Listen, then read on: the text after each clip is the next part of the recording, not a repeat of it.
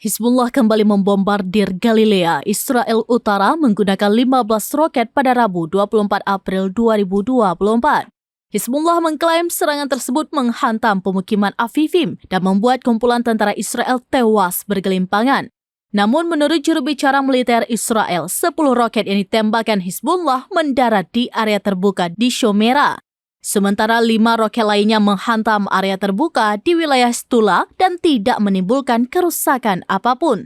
Dilansir dari Tribunnews.com, hal itu diungkapkan langsung oleh pasukan Hizbullah dari Lebanon. Pasalnya, pasukan mereka menghujani kumpulan tentara Israel di pemukiman Afifim menggunakan 15 roket. Hizbullah mengklaim belasan roket mereka sukses menembus sistem pertahanan Israel. Belasan roket itu pun disebut tepat sasaran dan membuat kumpulan tentara Israel tewas dan terluka.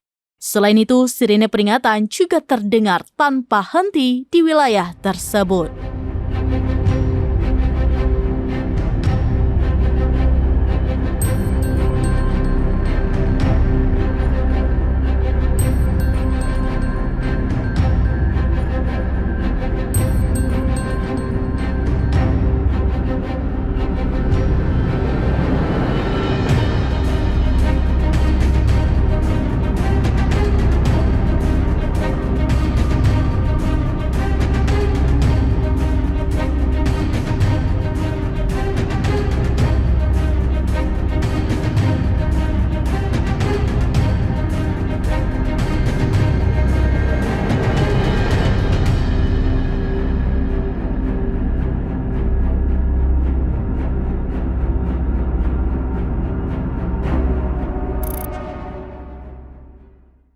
Download Tribun X sekarang, menghadirkan lokal menjadi Indonesia.